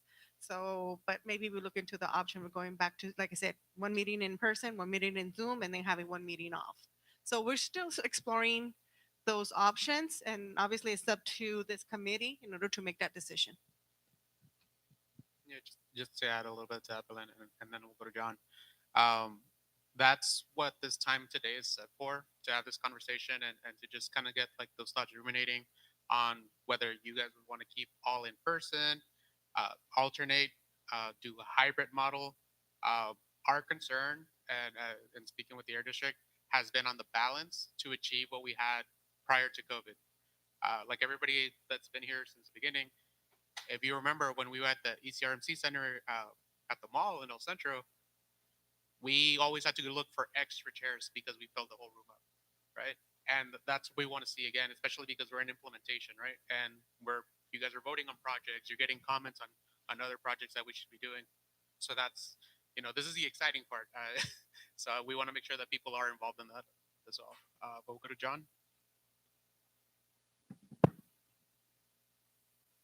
So my thoughts on where we're at right now is that I think that we need to update our emissions reduction plan. I think we need to make that one of our priorities to update that within our new membership so that we can kick that around as to what our priorities are going to be, taking into consideration, of course, our budgetary restraints on these things. And then I like the idea of meeting in person every other month, but maybe the idea that we had in the first few years of having ad hoc committees to address some of these other concerns that are raised that really didn't happen. I think the air district and Comité kind of met and brought to us, what they hammered out within our perceived things that we wanted to fund with budgets that we had. So I think that if we try to figure that out, and we could meet with those ad hoc committees like every other month too. I know that you guys are going to be strapped because or you're going to be strapped because you're going to be working on the north and you're going to be working on the south. Corridors, and hopefully at some point in the future we make the whole valley one big corridor. But it's not going to happen under the budgetary realities that we're living today. So I think that we update our plan. We explore the possibility of at least meeting every other month, and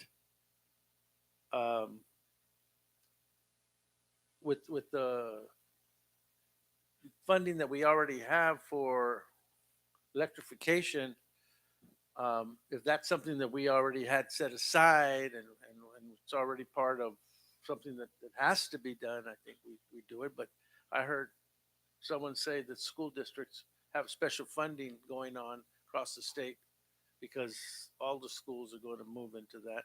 And of course, we don't have very much funding here, so maybe we should take another look at what those priorities are going to be with that funding once we see exactly what that budget looks like. And right now I don't know what that is.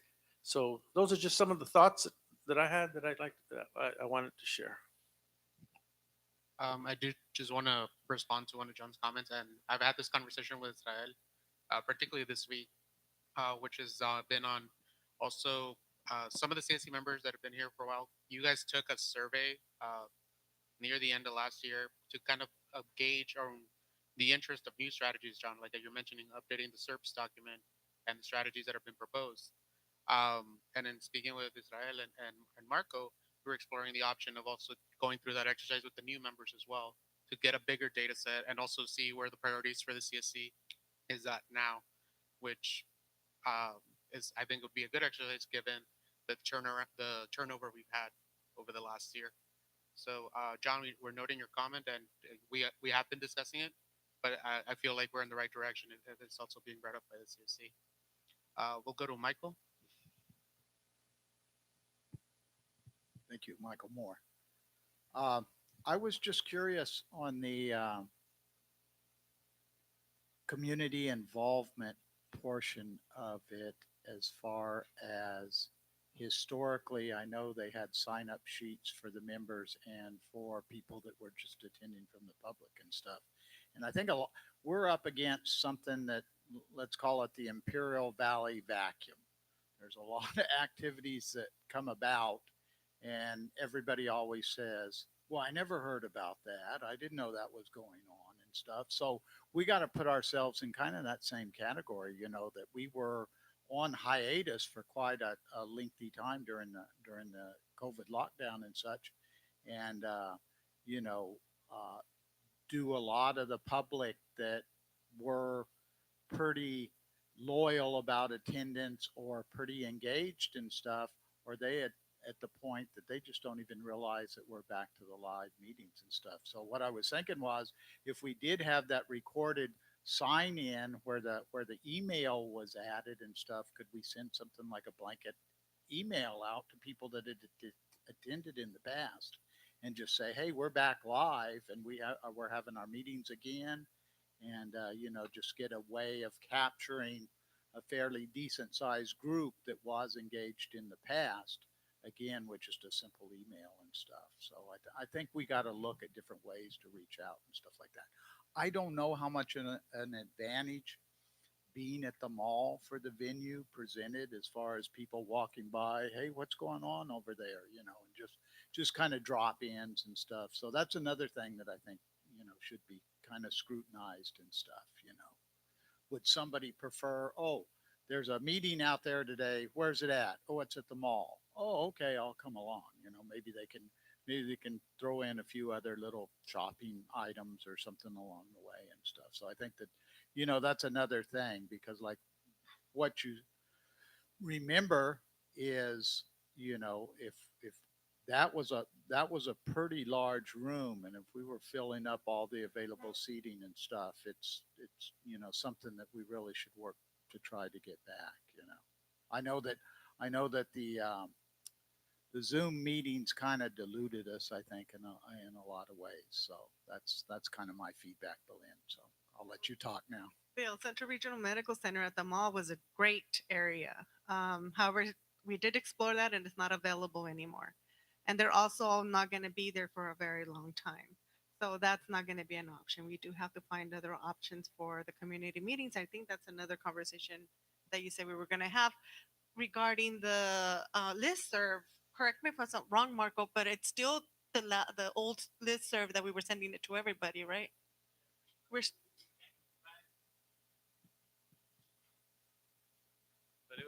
Marco Peroni. It's a good idea. Michael may go back into the sign-in sheets, and we can go back and we have all that scanned, and we can go back, make sure these people are in the listserv, and send to them as well.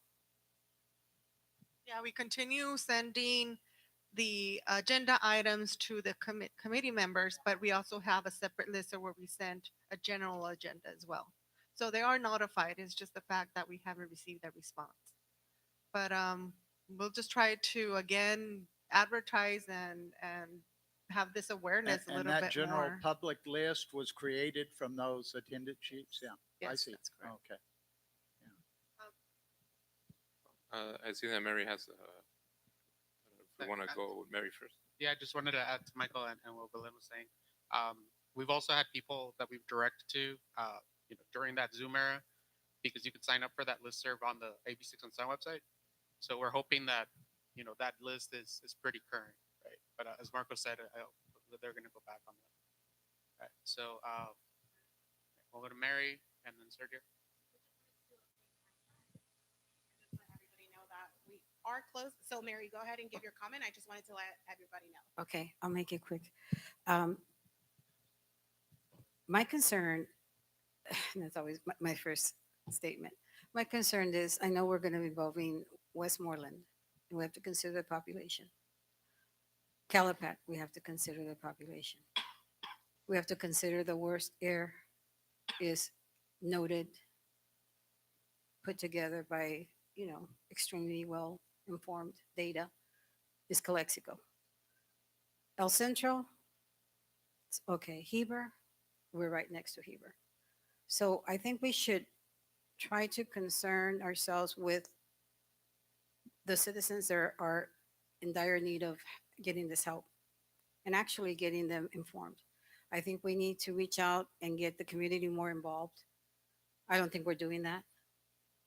I watch the news every morning, every evening, and I'm hoping to see something from us, and I don't. I like to see where, if it's hot out there, I know the temperature, but I don't know the air quality.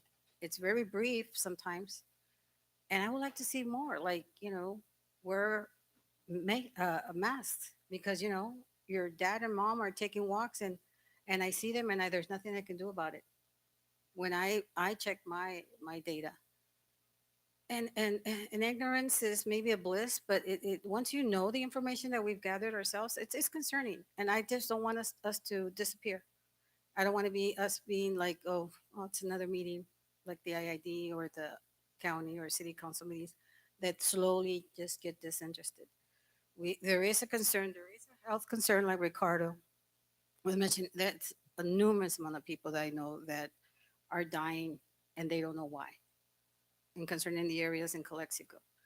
And I was going to mention that, we have I guess, the dump site in addition to the water system and the river. Most people forget that we have 198 on the west side. So it's pretty bad, and I know there's no fix.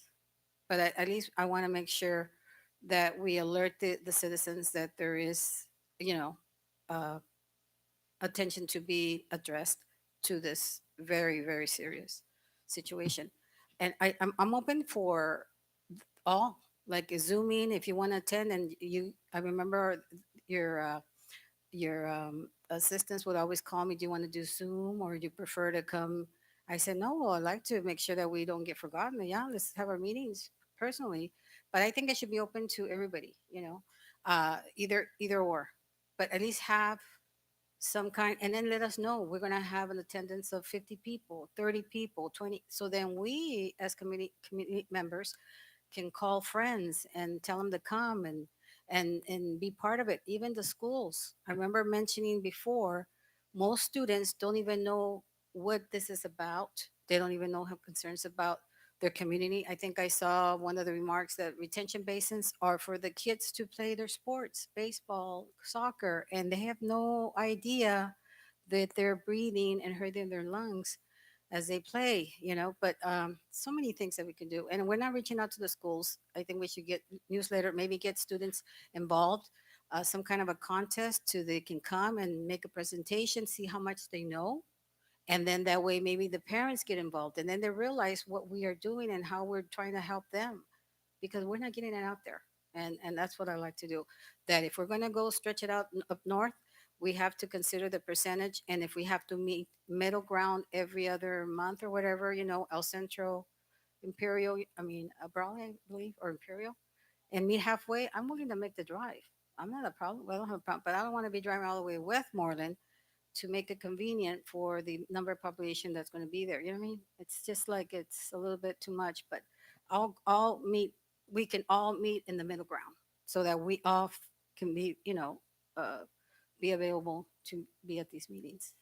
Thank you. Yeah, thank you, Mayor. And I do appreciate your comments because these are the type of comments that this committee needs. Sometimes we're not, I don't want to say close-minded, but sometimes we're so used to doing the same thing over and over that we need those type of comments to see what ideas we could get from the committee members where you know your area and how we could distribute this information. We need more awareness, more education, and we do know that. But we also need the committee members to let us know exactly where to go. If you have a place where we could join and meet and maybe distribute this information, that would be great. The school, if somebody knows somebody at a school, it will allow us to go in and let them, that the school, we've been more involved at the schools lately. However, like you say, it's just limited. We need to involve them more in the AB 617 now that we have the Northwind as well. But I do thank you and appreciate everybody's comments. If you have comments to see how we could distribute the information, that would be great. Okay, I'll be quick. One quick note onto your comment, Belen. Maybe we should have a program for the schools, for the AB 617, that we can go and ask. The schools are not going to tell us no if we want to talk about their health. So that on the other issues, I think so we should streamline the agenda from now on. Sometimes the agenda is very long.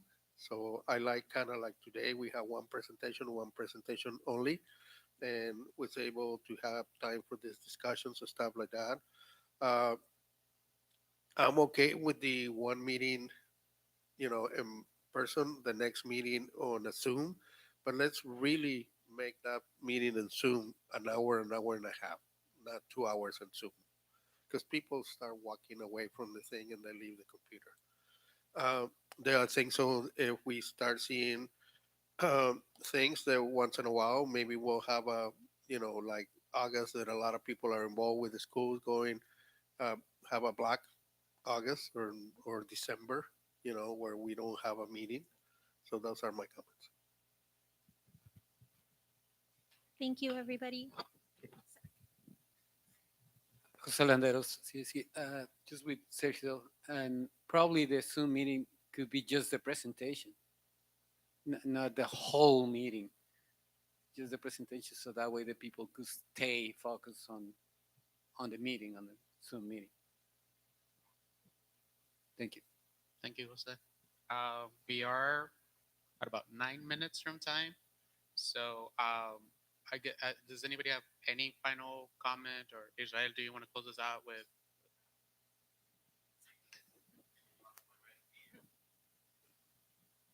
Well, Israel again. Yeah, the whole purpose of this time allotment was pretty much so that we would hear your concerns. I know last time I do remember that there was that concern or the comment that we brought back an action item as far as this CSC. Mary, I actually just want to clarify something. The corridor CSC or this committee, it'll remain the same as it's been. Westmore and Brawley and Calipatria is going to be a separate CSC. You're still welcome to join. Those of you that live, work, or have a business in those cities, you're welcome to submit. Oh.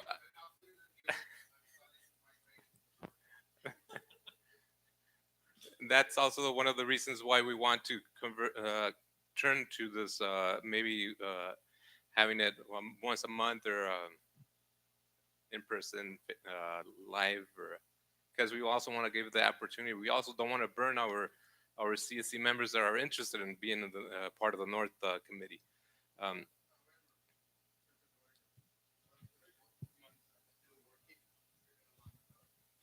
Sergio Cabañas, sorry. It's a great idea that in the near future, when the north end and the south end, like Mary proposed, we find a middle ground and we have at least once, twice, maybe 3 times a year, a meeting together. That's one thing. So one thing that I've been kind of referring or telling the state that Imperial is actually unique. It's something that would actually work in Imperial. Okay, I'll go back to my point. So we wanted to kind of get a consensus from the committee if you guys wanted to have the in-person meetings at just one location every other month or so.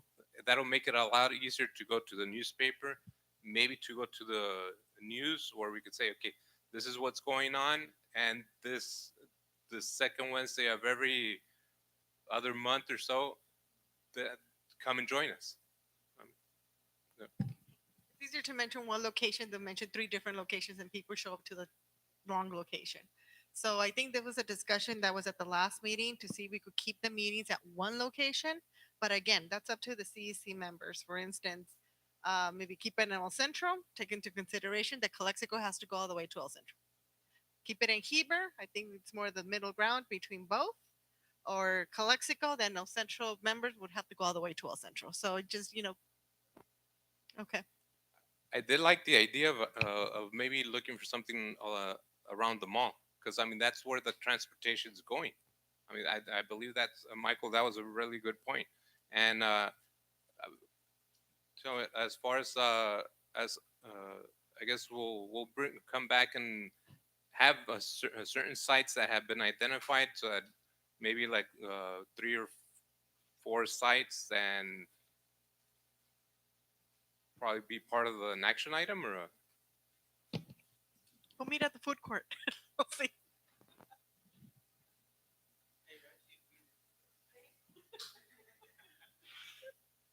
we'll just make sure that it's okay. All right, Marco. Okay. All right.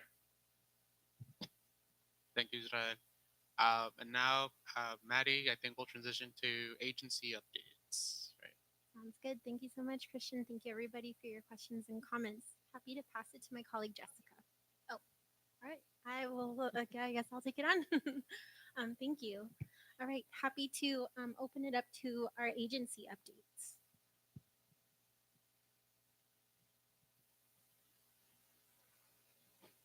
I think for us, we mentioned that we received the Westmoreland, Brawley, and Calapat area. So we had 3 workshops already at each city. And we will continue to have public meetings until we have a full CEC membership. So if you know anybody in those areas, the applications are welcome at this time. We're receiving them.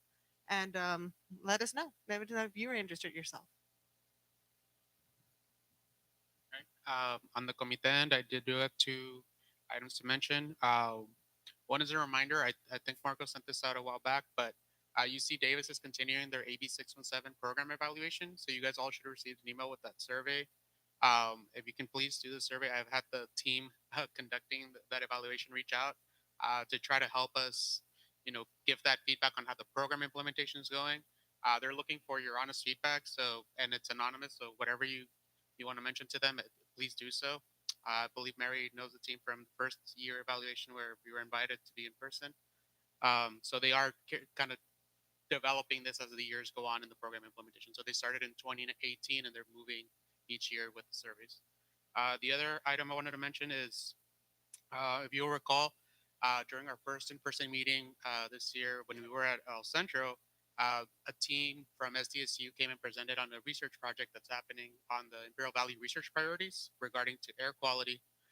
We'll be hosting that first community meeting on May 31st in Calexico between 5:30 and 7 at the Women's Improvement Club. The Women's Improvement Club on Heber Avenue. We'll be doing outreach for that project over the next couple of weeks.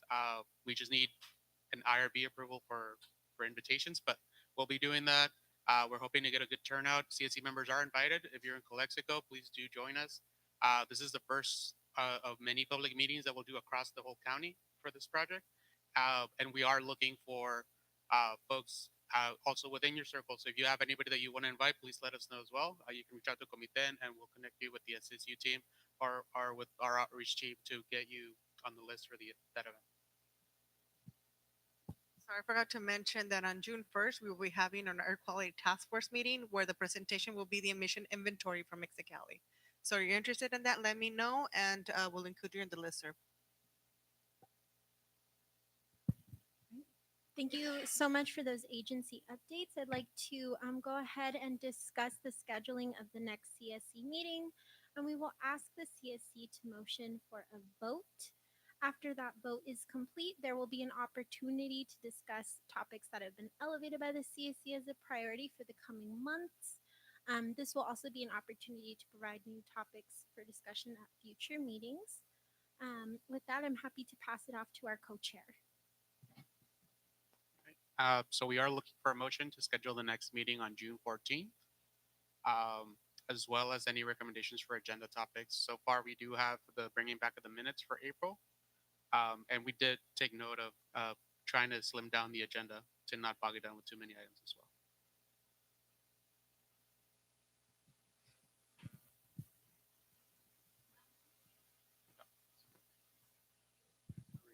I don't have a problem if the rest of the members with the June 14th. I just want to let you know that myself and my alternate, we have a commitment in another training and we'll be out of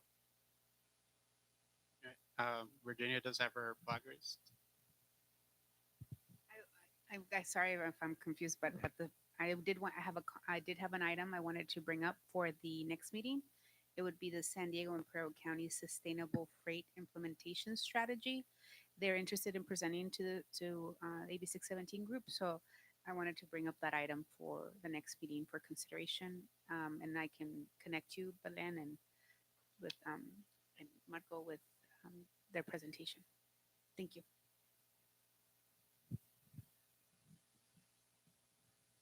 We are still looking for a motion for the next meeting. Just a reminder. I have a motion by Virginia Mendoza. Do I hear a second? Second by Michael Moore. Are there any comments or discussion at this time? Not seeing any. Just help us.